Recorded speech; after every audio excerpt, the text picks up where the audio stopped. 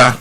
Rashid Tanko, Computer, who is Deputy Director of Elections and IT of the National Democratic Congress. We've had many conversations with him in the lead up to the elections. We are almost done. He's joined us this morning. Good morning to you, and I hope you're well. Good morning, my brother. You must be a very happy man. I'm sure Ghanaians should be happy, my brother. Ghanaians, the good people of Ghana, deserve commendation, and then you, the media, as well. I mean, we would rather defer your commendation to you. But at least you were given a work to do. At this point, you seem to have delivered quite resoundingly, and so you should be happy with the work you've done. Well, with the inspiration from my boss, Dr. Omani Boama, and my colleagues, our eyes were on the ball. And as I always tell you, we keep our eagle eye. And then up to now, our eagle eye is still active. We were sure and we were very clear in our mind. The mandate given to us was to deliver the victory. And we did just that. And so, clearly, he gave us a direction. Dr. Manibana is a leader, is an inspirational leader. And I know we're going to beat this guy. So anytime you interviewed me, clearly you saw that I was telling that we're going to beat them more than 54%. And clearly we knew what we're doing, and it came to pass. But you must be surprised at something. Or nothing surprises you at all? A resounding majority in Parliament, 56% of the votes. That should surprise you in a way. My brother, me, I'm not surprised at all. Because we had worked for it. We've planned and strategized. And so all along we knew. That's why we're always on the heels of the Electoral Commission. Because we know that if anything was to go untowards, it was going to come from the Electoral Commission, not the NPP. Because the NPP, our strategy had finished them. We saw them as a disorganized body, which was being run by the EC. And so when it comes to electoral matters... no, did you say disorganized body being run by the EC? Yes. How? The NPP is a political party. EC is an independent organization as supposed to be a neutral arbiter in the elections. How could they have been running the NPP? You remember I told you time and again that we're having two opponents to fight with. The first opponent was EC, and the second opponent was NPP. If you play back my tips, you will see it. Because these people, they were running the show for the NPP. The NPP saw nothing wrong with all the ills the EC was going through. They were their backbone, and they supported every bit of their activities at IPAC. But we stood our grounds and resisted all the temptations, and we resisted all the nonsense coming from that quarter. So this was the challenges we faced. Two clear opponents. So it wasn't an easy task. But God being with us, we were able to surmount the challenge. I see. But it looks like your work... Okay, so let me ask you, is your work done? We are not done yet. What's left to do? Until His Excellency John Dramani is sworn in, and all our MPs, almost we are targeting 190 now. 190 seats. Yes. Yeah, but there are only a few seats left to be declared. Currently we have 187. Okay. So it's level 3, and we are chasing the 3 too. From the other side. Which 3 are you chasing? Oh, we are chasing Afenyo South. We are chasing Southern Advisory. We are chasing that one. We are not going to allow it to go. Afenyo North, we are chasing that one. These 3 seats, we are not going to leave it. We will chase it till that cannot come. Has Tepa been settled?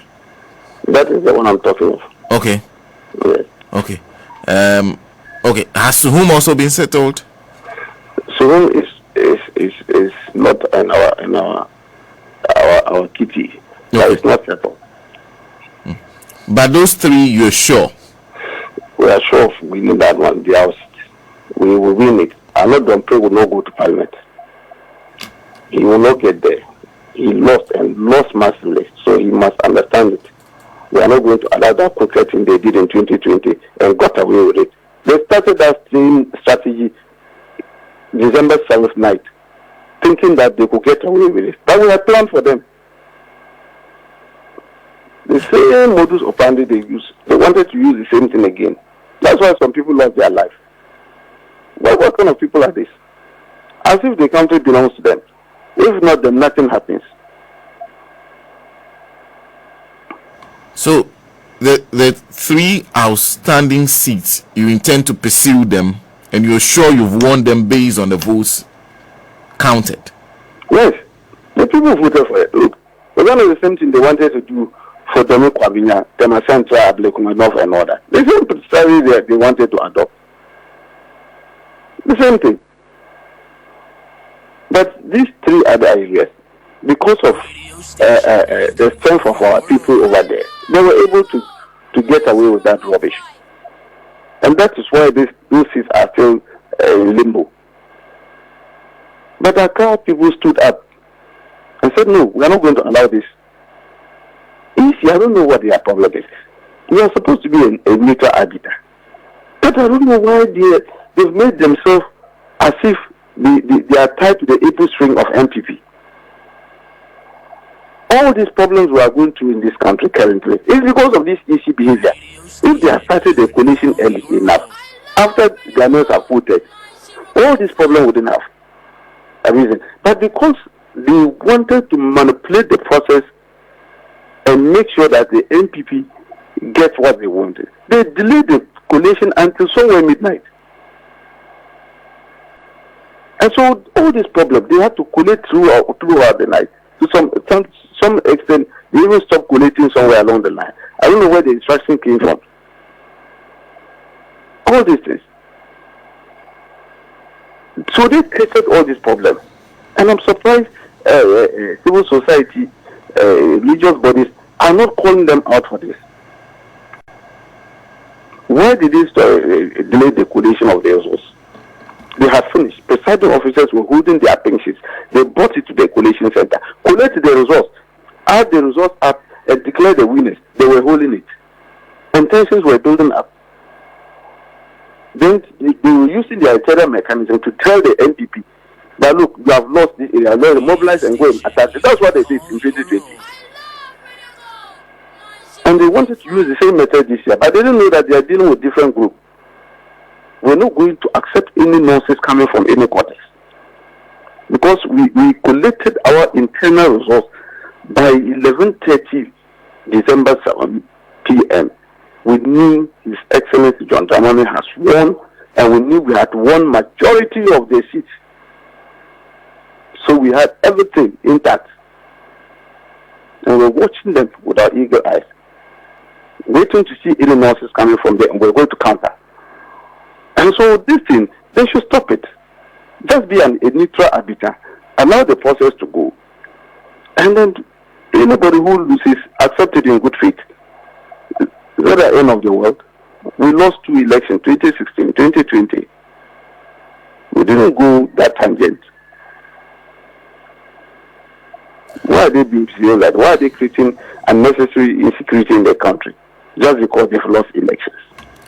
But they insist that, in fact, if you listen to the chairperson of the Electoral Commission when she was doing the declaration of the presidential results, she mentioned some constituencies and said it was because it was besieged by political party activists. That's why they could not declare or get the results of those constituencies. The NPP has also subsequently, in a press conference address by the Alexander Afenyo Markin yesterday, also claimed that they are under attack from you, that you are the ones who are creating the insecurity. You see, the massive defeat we've handed over to the NPP has disorganized their understanding of electoral processes in Ghana.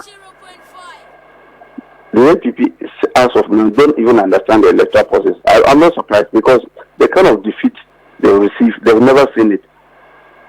They've never seen it. This is the first time. So their understanding of electoral process is completely out of order now. So I wasn't surprised at the press conference. I thought you guys would have dismissed their press conference with a contempt there. What was he talking about? Go to all the places that the declarations were made. There were policemen standing there, standing behind the returning officer, announcing the results. Some places had military men. At Dominic Colina, for instance, there were military men standing there. Look, a lot of policemen. The gentleman declared it publicly. So who forced him to declare? Was it the policeman or the military man? When they talk, look, history is not on their side. You know how they declare Zabzuku, Takwan Swayim, Seshuyosu, Esikado Ketan in 2020.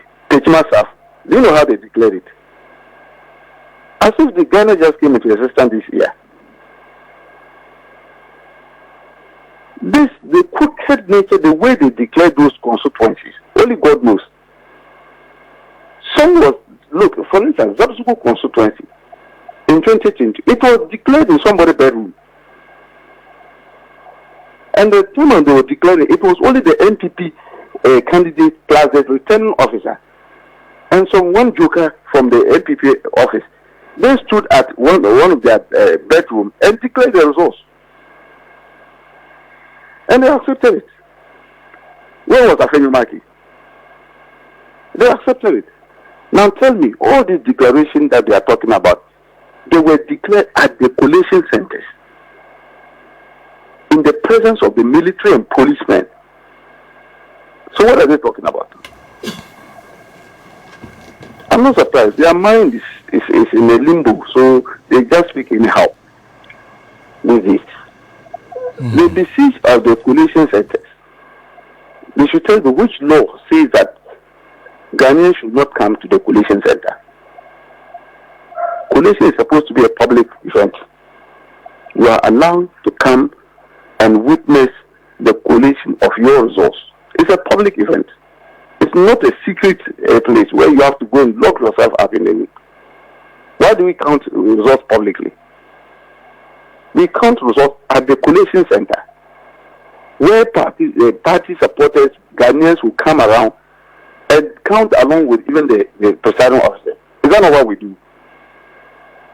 We do it. When they are counting, people standing there are also counting along with them.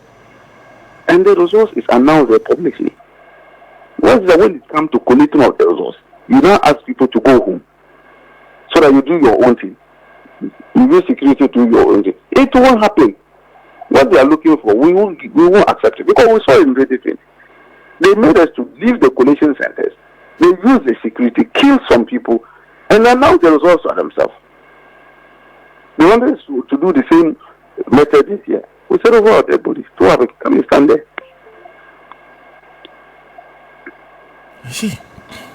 So, what then do you say for the to the MPP's call on the AC to annul all the results of these constituencies that they've identified?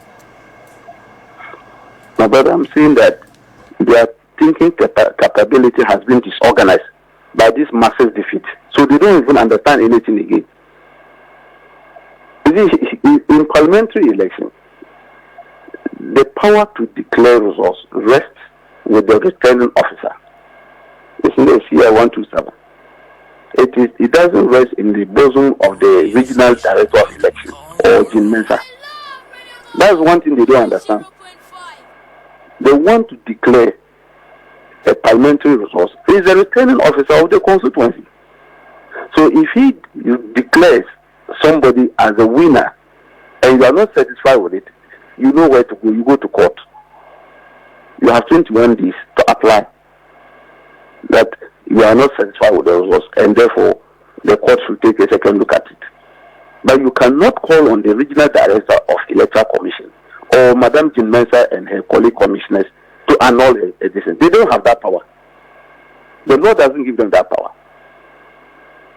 They don't. That's why on Sunday I told Dr. Bosman and Tete that they should take their hands out of this, because we're saying that they are putting their hands in the matter and saying that the process of declaring is not correct, and therefore they must do the right. Which writing? If they haven't done the right thing, they should go to court and tell the court should call them and tell the returning officer that you haven't done the right thing, so therefore we are annulling the results. But you don't have that power. Especially the regional director of the Electoral Commission in Greater Accra. That lady is one of the biggest threats to the security of Greater Accra elections. What business was she having to ask that they should bring all the results to the regional office for her to look at it, and other parties should bring their pinches? She has no power. The CIA has not given her that power. As soon as the returning officer declares, that ends it. If you want to challenge it, the law court is there. Go and challenge it over there. When they took our seats, 5 seats in those areas I mentioned in 2020, we couldn't ask them they should annul those results.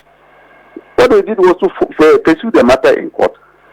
But as usual, you know what happened. But today, lawyers of their stature will come and sit on platform, press conference, and say that they should annul all those declarations because it was done under duress and all that. Which law is saying that? Where did they get that law from? Where did they get it from?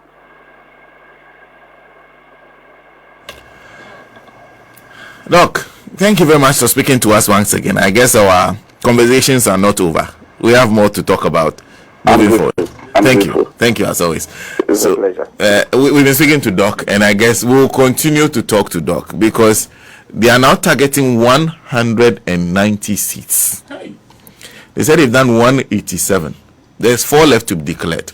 So whom it is not in their kitty. In some Adwajiri they will take, and then they will take 2 more seats in Ashanti region. So that's the update from Dr. Rashid Tanko. From say Yemen, I'm 188. Okay. Say 188 there. Now pay 190 there. They say umuji to account. Because so far minimum 188. You know about